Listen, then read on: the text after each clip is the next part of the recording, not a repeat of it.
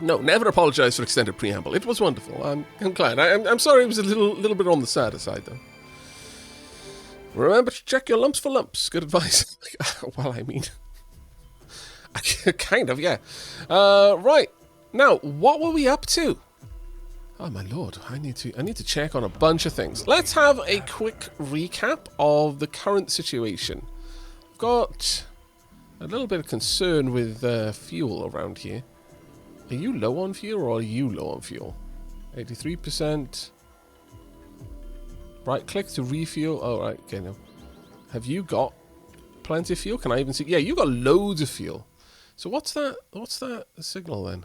Oh, it's possibly saying that it can be refueled at that location, more than likely. That's probably what that is.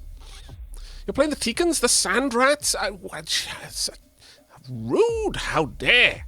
They are clearly majestic, dune... okay, yeah, the Sand Rats. Space Skaven, only cuddlier and less murdery. They are the Teekans. Majestic Sand Rats, indeed.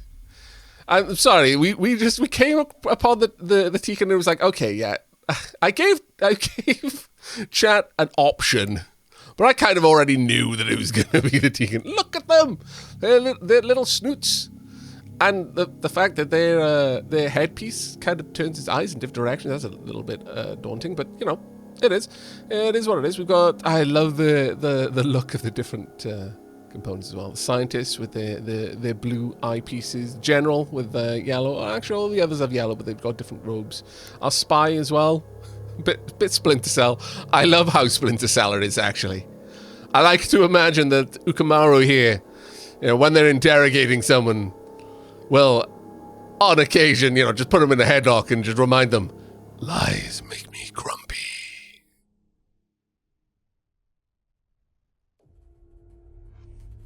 That was an awful Irons impression. I do apologize, but, you know, I haven't drunk enough whiskey to be able to pull off the Irons impression properly. Dig for the shiny, indeed. Talia Atreides. Wow. Wow, that we might need to go for that one. Arik, I'm afraid you may be booted out at the first available opportunity in favor of would we go? We'd probably go for Leto rather than Paul. Paul kind of had his own thing going on, you know. We could go for Leto too, but that is a little bit more grimdark than we're looking for right now. It's like, maybe not Leto the Second. Kind of went a little bit, you know, tyrannical and sandwormy. But nevertheless, let's continue down and have a look at things. So, colony approval. We're taxing them pretty heavily at the moment. Ship and base maintenance, facility maintenance is kind of messing us, and that is because we have the facility on our second planet, Aavak, the terraforming facility.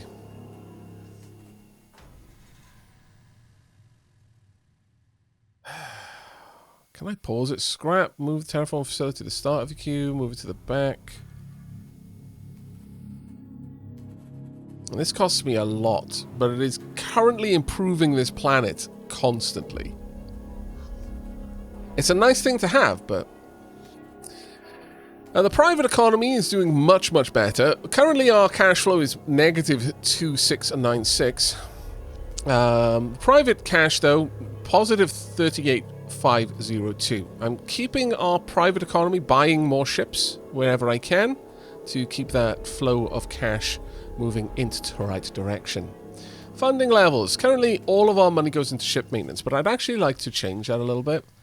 I'm going to drop it down to 3/4 of all of our money goes into ship maintenance.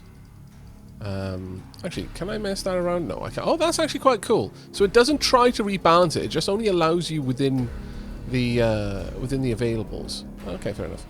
And then I want 10% to go into facility maintenance. So I would like to have 15% of our income Available for training troops. Now, these things are only really going to affect the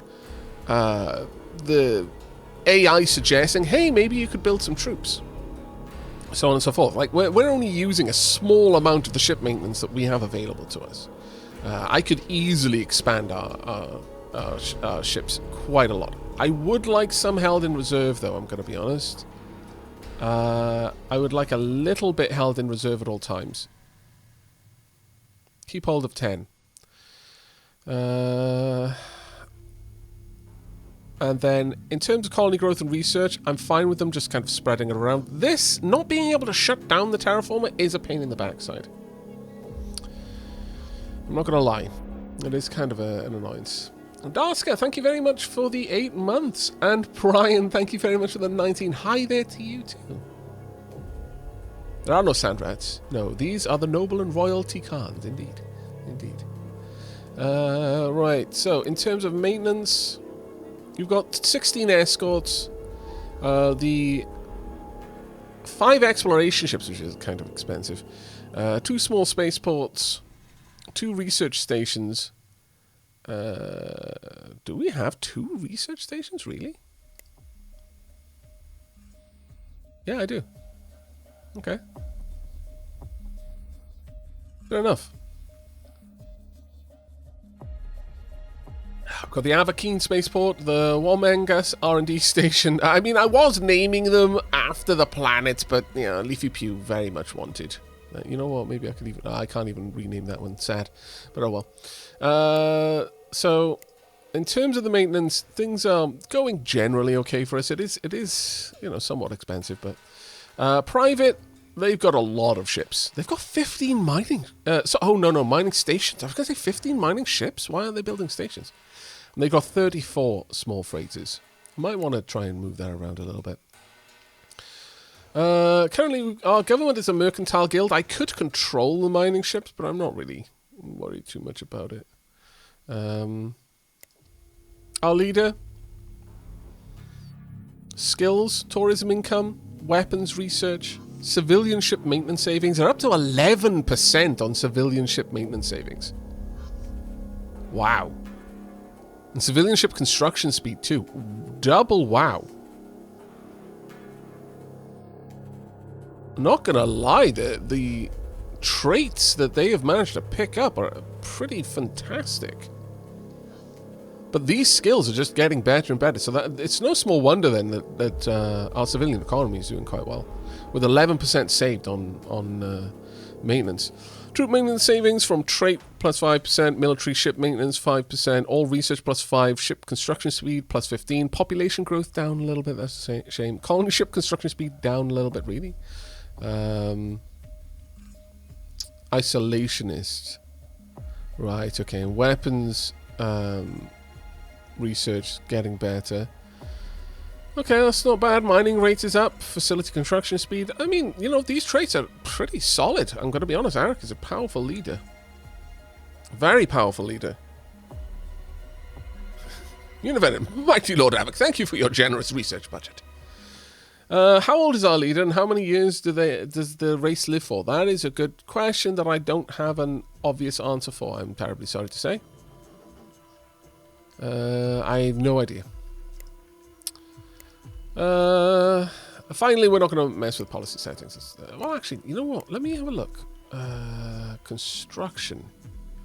Ship and base design. Ship construction. Suggest. There we go. Good, good, good. You will suggest them. Good.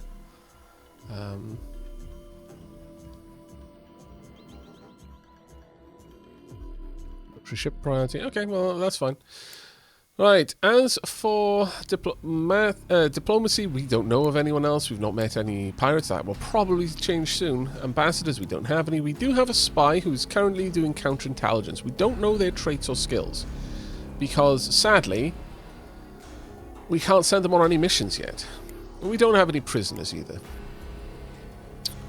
That's all fine. Who's actually working? You're researching at...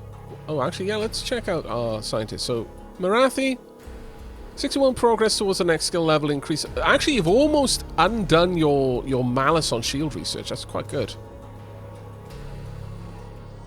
Oh, Patriot significantly decreases the success rate of other Empire Steel Tech espionage missions against your Empire. That's nice. We haven't really had you working on these. Fate. Oh, you've got an all what?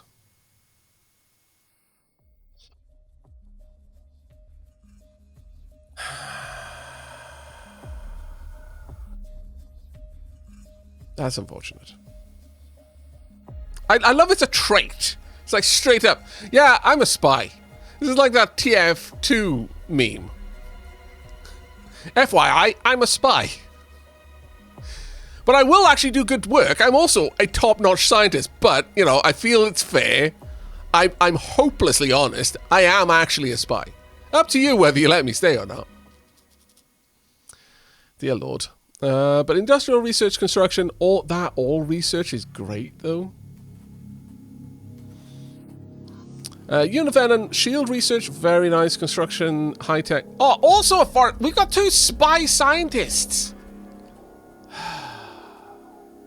Univenon, I expected more from you. How could you? Let's just hope that Marathi's patriotism is enough to counterbalance. Maybe it would be enough to basically cancel each other out on that. But 2 of you, I feel you're gonna overwhelm poor Marathi. Force me into it, my lord. I should pay more to my scientists. Why? So they can funnel the funds back to our enemies? No. I've watched far too much K-drama to know how that goes. Right, okay, well, let's have a look at our colonies. So, Avakis. We've got a trapper group here. They're costing a little. Oh, sorry, no. Do we have no, we don't. We don't have anyone here. Maintenance of 200, perhaps I should. Let me just go and double check my funding levels. I could at least afford to have 1 troop on each one, so I'm going to pop that one down. Aavak should also have one as well. Aavak is currently constructing the Aavak spaceport, which is going to be amazing once that's done. But yeah, I would like to have a couple more. Our colony is mostly underdeveloped. That is a bit of a shame, true. But that's why you're not having to pay any tax. Look, I can't say further than that. I haven't given you things that worthy of you paying tax for. You know, other than a place to bloody live. But we're going to let that one slide. You know, I'm securing the space around your planet. I'm building a spaceport. But it's fine. We haven't got any binmen there yet. And the plumbing is you need to go down to the nearest... Oh, wait, you don't like water. Okay, so basically, we haven't got any sand dryer air conditioning units installed in your homes. So only fair you don't pay tax. However, on Avakis, all of the mod cons, you're paying 22% tax also because we're slowly going into the red. Not that slowly, actually. So they're not super happy about this. In fact, they're going to have to pay a little bit more. The inhabitants of Avakis are unhappy. Well, they're just going to have to be set aside then. Current tax rate is way too high. Please stop. But our colony has a high level of development, and we enjoy living at our empire's capital and our colony's high-quality environment. Look at all the pluses. It's a great place to live. Quality is only 49%. Aavak is going to become so much better. So much better.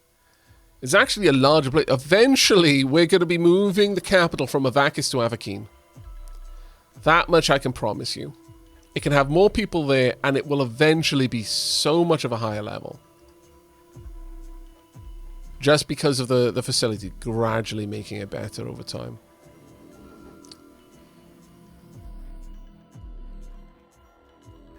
Quality improvement amount 10%. Oh, actually, does... Oh, wait. No, it will eventually stop.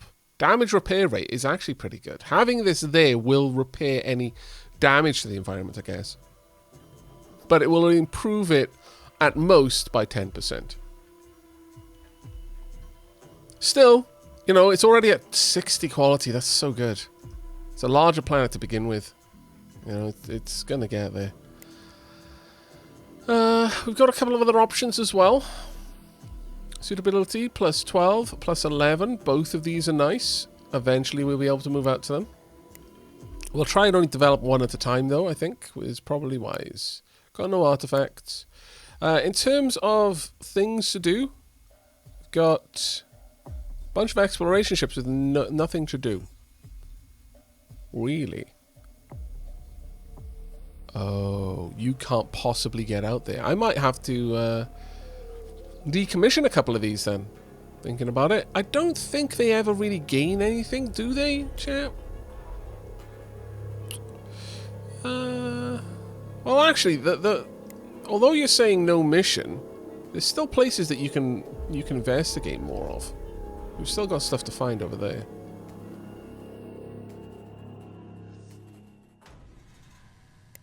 We've got no abandoned ships or bases, no special locations to look at. In terms of mining, it actually looks... Huh. Okay, Gravelex crystals, we don't have any. People would like to use them, but it's a luxury. We don't have it, so no. How they're using it without us having, I don't have any clue. But, resources in use. We have a lot of, like, a lot of luxury items here. An awful lot of them. I'm actually really happy with that. We're going to be able to trade really, really aggressively once the time comes. Mining locations. These are all the ones we've already got set up. New mining locations, there are none. Mining ships that are already out there, doing their own thing. Some of them are retrofitting. We don't have any tankers yet. Construction-wise, one spaceport is on the way. The Aavak spaceport, I believe, is still being built. We've got 4 construction ships, none of them doing anything just yet. Total purchase costs, available money, total maintenance costs, available cash flow. Yeah, we're not going to be building anything for a bit, I should imagine. In terms of research, we are currently researching... We can research 2 things, but we're currently putting it all into expanded civilian ships, so that we will get the fuel tanker, we'll get the small passenger ship. Now that we've got colonies, we might actually have tourism going on. We'll also have the medium mining ship and the small colony ship, which will allow us to start colonizing the other colonies as well, so we'll be able to start moving some stuff around.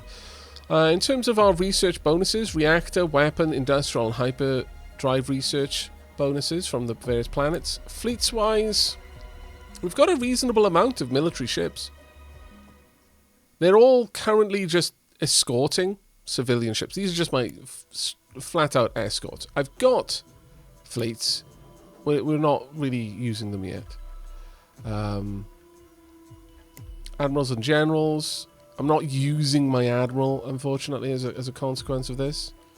Our general has recruited special forces strength, minus 1%. Recruit infantry strength, plus 1%. That's actually quite nice. And troop recruitment rate, minus 13%. That poor recruited... What?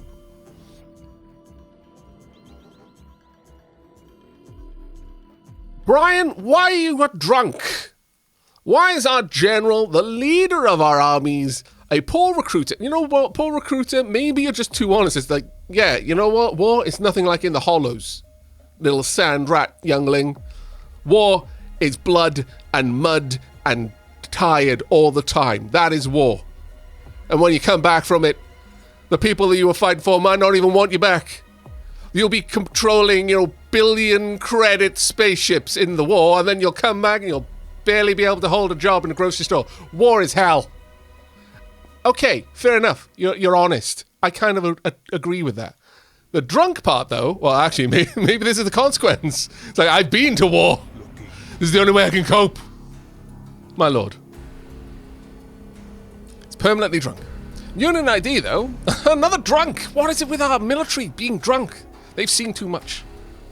They've seen too much.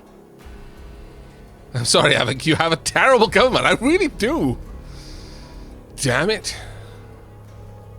You're technical, though, so you're actually plus 5% ship construction speed, plus 5% base maintenance savings, and plus 5% ship maintenance savings. Now, are these things that they apply to all ships in the fleet? Or do I need to assign them to a ship for it to work? Or rather a fleet. Like, I don't know. I don't have any defensive bases, monitoring stations. There are no new locations, no enemy. Oh, yes, there is an enemy target. Dangerous locations. Yeah, that is a dangerous location. Don't go there, please. Army templates.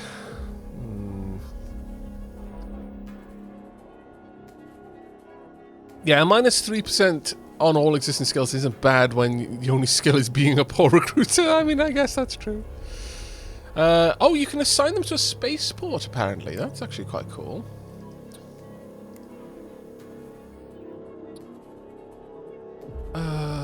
Sure, you can be at the Aavak spaceport. You head over there. You, however, stay on Aavak and lead the troops here. Perhaps your military is so hateful and distrusting of water that they only drink alcohol. This makes sense.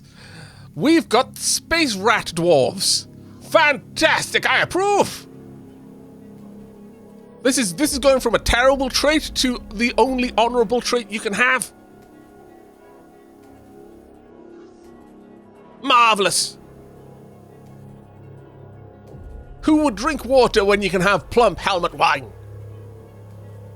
Is it safe to have an admiral that would lead the fleet that are drunk? I mean, won't he maybe beach it? Or, I mean, crash? No, I mean, aggressive landing the fleet?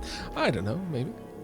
Drunk engineer reminds me of a BSG episode of them making booze in the hangar storage.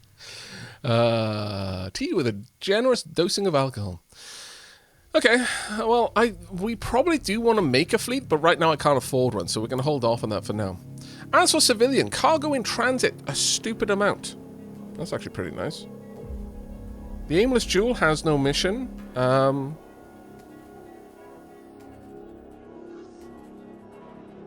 Celestial Renegade is out offloading. It's a mining ship, so that makes sense. Dubious Star Seeker, transport cargo, moving things around. I mean, you know, everything is kind of working, doing its thing. Oh, wow, you are. That is some crazy good cargo you've got there. Lots of luxuries. Freighters, specifically. Passenger ships, we don't have any. Resort bases, we don't have any. Oh. We do have resort base options. I mean, that's not bad. We definitely want to try and get our civilian economy and start, you know, moving around tourists. Alright, but that's the recap. Is everyone caught up to speed? Does anyone have any questions? Speak now. I think maybe getting the resort base up and running would be a wise move, though. I'm going to pop that in the bottom there, and they may actually automatically start work on that. What was the other thing I was thinking of going for? Advanced space stations, maybe. Or getting some actual starships might be useful too. Oh, stable warp fields. That's a definite one, but it's 16.1 years to finish.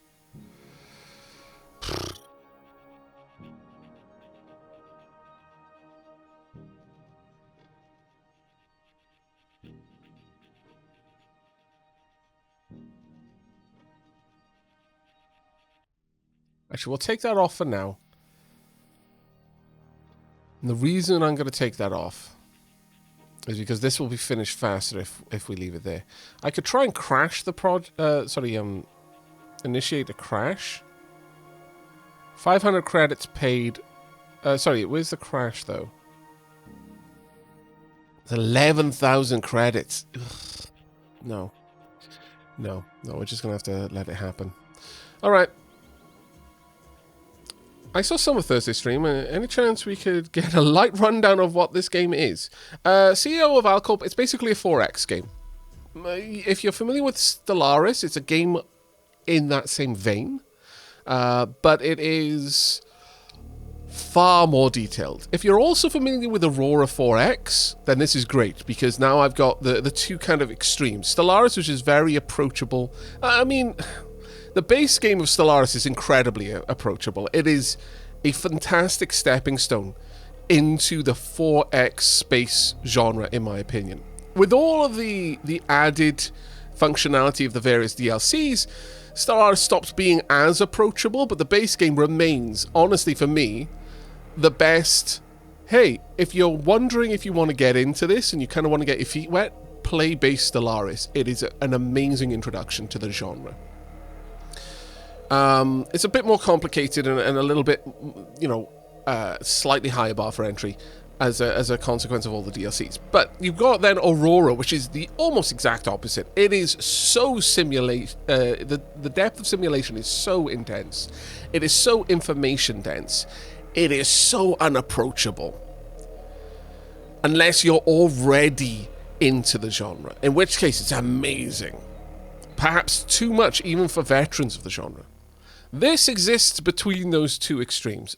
Ultra easy to approach and play with, or ultra powerful but less approachable, though I would say it leans a little bit more towards Aurora over Stellaris. Yeah, I've tried Aurora 4X, but I actually played Stellaris. Yes. Yes.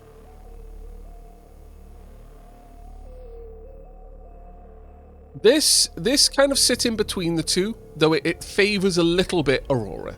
The simulation depth is significant, but as you can see, it's a very pretty easy on the eye interface. There's a lot of enhancements to this. I think this, if you play Stellaris and you just feel like, I wish I could do a little bit more. It feels like towards the end of the game, it's like I've done everything. I'm just doing it now at scale, which is quite often how a lot of Civ games end up being. It's like, well, all of the fun and important decisions happened early on. Now I'm just following through to the conclusion, just doing everything, but on a larger scale. This is a good game for that. It's incredibly granular, and one of the things here is the level of automation. If you don't like managing a certain element of the game's minutia, you can just offload that to the AI, and you can automate it. You've got incredible degrees of control, not specifically on what the stuff is, but on how much of it you offloads to the kind of behind the scenes dice rolling AI in the background. Yeah, you can do everything from I literally control every tiny little bit down to how much of a stockpile of the game's dozens upon dozens of resources I keep at each planet or station, all the way up to I don't want to do anything, I just want to watch the AI play, but have a really, really kind of intimate view of one of the factions, basically. Yeah, the AI can straight up do the wars for you, yes. Yeah. No, absolutely. Can the AI just handle the wars for me, Aavak? I just want to build and colonize. That is absolutely something you can do. Right, anyway, it's time for us to unpause, finally. And have a watch of things moving around. Now, there's different views as well that you can go into. Let me see. Resource flow off. Oh, there's all the resources that we can see. Off, please. But you can turn that on. So, for example, let's see. Caslon will be an interesting one because it's going to be going everywhere, I imagine. Well, actually, that's probably more for the main map. So let's turn that off for now. You've got migration flow, tourism flow, nebula boundaries, so we can see the nebula around the galaxy. Long-range scanners, it's not really applicable to us. Ship travel vectors, selected ship only. All ships, I want to see where they're all going. Let's go in there. Look at them all go around. When you've got a massive empire, this gets crazy. I'm going to leave that on state ships. So I'll see when my escorts are moving around, I guess. Or actually, I could put it on military ships, because state ships probably is also construction and exploration. Though, you know what? We'll just leave it on selected ships for now. Location badges, turn them off if I just want an unimpeded view. But we'll leave them on detailed. All of the information, or basic. Some of the information, the important bits. Exploration off. I can see what's been looked into. So, for example, I can see that we haven't explored over there. But we don't really need that right now. Diplomacy relations, user interface, display, on, off. You know, all sorts of stuff. Display ship and base symbols at location level. Display weapon ranges for selected ships. Zoom in, zoom out. Zoom to selected item. Zoom to location. Zoom to system. Zoom to region. Zoom to galaxy. Change view. Now, change view is an interesting one. So this is default, top down. You can play it like fully 2D if you want to. Which makes me even more sad then that the planets no longer orbit. I'm going to keep harping on about that because I am so disappointed with it. But I'll live with it. It's just I love that in Distant Worlds 1, the fact that everything actually did orbit and orbital mechanics was important. High angle, so we're at a much higher angle now over everything. We can have low angle, which is more or less what we had before, and we can zoom right around planets. Whoop. And out we come. There is also one last one as well. Let me find a ship. Actually, go back to high angle for now. Let's see. Ships, stop moving around. Right, we've got transport cargo. There is a way I can set tactics. There is a view that I should have. Yeah, we are. Trailing camera. Whomp. So I can see behind it. What? Why?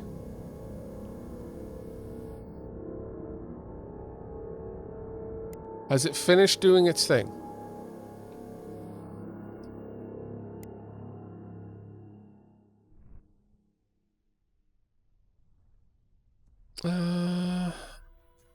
Because if it has, that's amazing.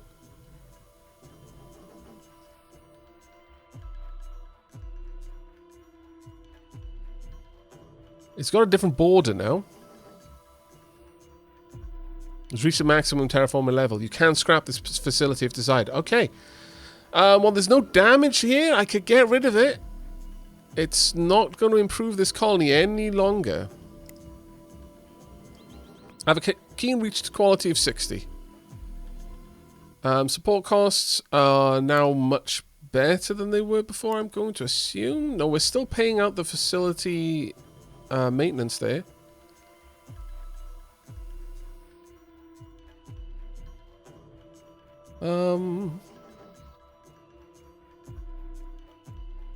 I think we... What do you think, chat? Should we scrap it? It's costing us a lot to keep going. Yeah, I think we should. Tunk. But let's allow that to go through. There we are. That has now nixed our facility maintenance. I'm going to keep 5% for facility maintenance. And I'm going to bump this up a little bit more to 80% for ships. There we are. Suddenly we're in the green. Hooray! Average colony approval rate throughout your empire. Yeah, okay. Well, we'll sort that now. It's all right. It's all right. It's all right. You can go back to not being always angry with me. Or bring the tax rate down to 17%. There we are. That's a bit better, eh? Perfect. Take it to dinner, then scrap it. Wow. Okay, but what I wanted to show you with the ships is there's more than just that. So this is... oh, can I not follow you? Where are you? Have I lost you in space? In time? Oh, you kind of hidden. There we are. Trailing camera. So we can, watch it from behind. Apparently. Doesn't feel like it's working. Oh, there we are. Oh, right. We were in hyperspace and it didn't allow that. So, you can follow it around. Alternatively, you can go to the bridge. Now this, in combat, is amazing. Especially if you've got like a little fighter. You can just be like, okay, this fight is amazing, but you know what would be even more amazing? If I was right in the middle of it, and you can just find a fighter and just watch from the bridge of the fighter as it's ducking and weaving all Star Wars like. There we are. We shall do that at some point, I promise you. But for now, no. Right, okay. Well, let's have a look at our finances and see how that's going. Oh, very nice indeed. Okay. We are assigning 50% to colony growth. Potential maximum is more than available. Maximum colony growth usable amount is 3,358 versus available amount 2,000. No. I am happy giving a whomping great amount of it to my research, please and thank you. And so we've got a bunch of extra left over as well. So we're starting to accrue money. Hooray. On that note, makes sense for me to get some more ships, I would say. Should we start making a fleet at this point? Might be actually worth it. The other thing I could do is also give some more ground forces.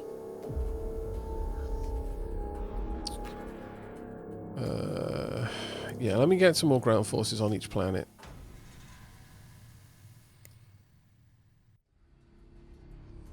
I think that would be wise. It'll take some time for them to fully build up, but it will eventually happen.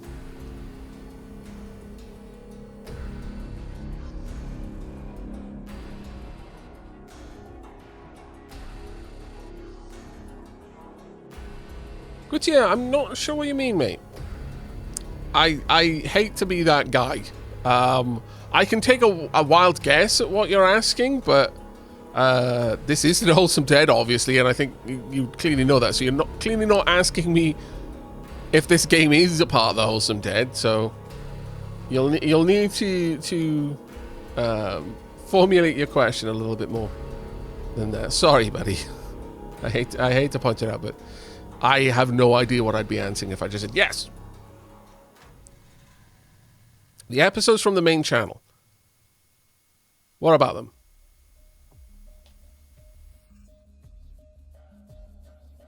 Oh, are you asking why there haven't been any? The last 3 episodes haven't gone live. I was waiting on footage from the others, and unfortunately they haven't been forthcoming. So I could probably throw something together, but since I'd already been doing like supercuts, it felt weird to then just have an episode which was just my footage. You know how the saying that the perfect is the enemy of good?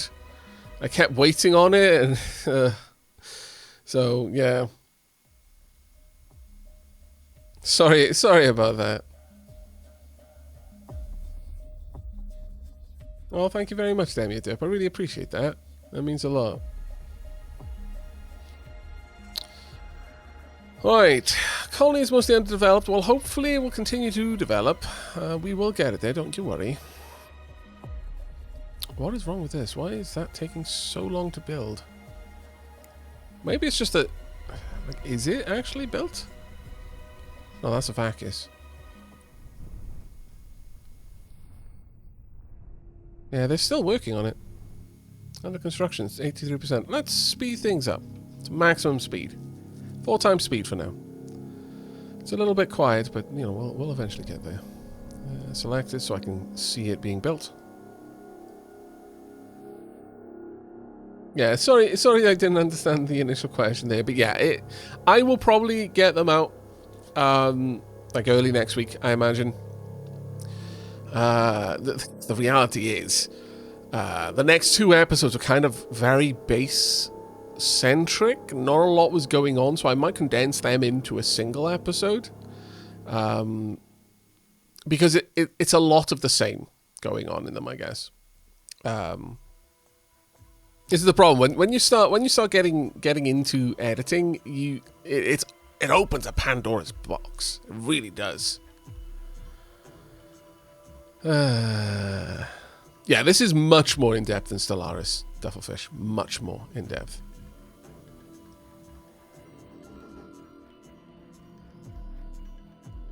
Cash flow is it's okay.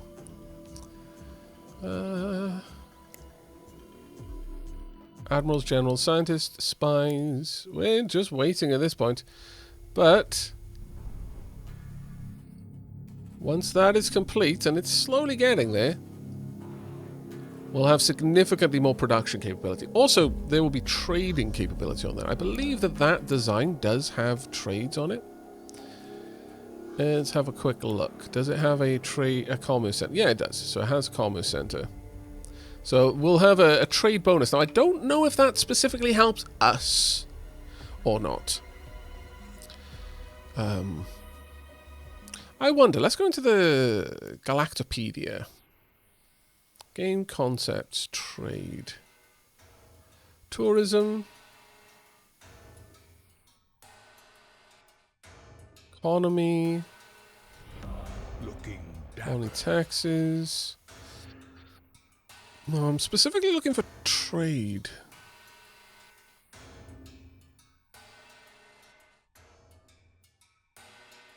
Yes, look at tourism. I imagine they'll just give us a little bit of income. Incomes drive when a passenger ship arrives at a resort. The amount of income depending on how many passengers the ship is carrying. This variable income is shown in the economy screen under the item tourism in the selection annual bonus. It might be under the economy thing, state versus private, state income, trade transaction fee. Fees are charged on each transaction at your spaceports and mining stations, earning income for your empire. Thus, it is important to ensure free and safe trade to these locations. You should patrol your spaceports and mining stations and chase away any threats such as pirates, aggressive space creatures, or enemy empires.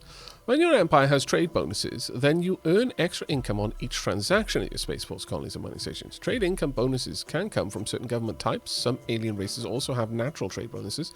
Some planetary facilities and wonders also provide trade bonuses. Trade agreements. You gain income when you form trade agreements with other empires. In this situation, a percentage of the entire trade volume between the two empires is earned as bonus income by each empire.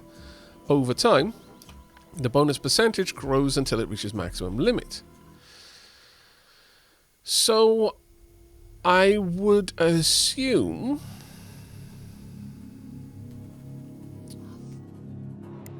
that trade is happening when my private sector is interacting. See, this is the part I don't know about. Is the private sector? Am I getting a little skim off the top of when the private sector interacts with anything? Because I'm not seeing trade in my cash flow. Colony tax and tribute. Maybe it is colony tax, yeah. Tax rates set for the individual colony. Tax income is collected from the private income of the colony at the set rate. High tax rates.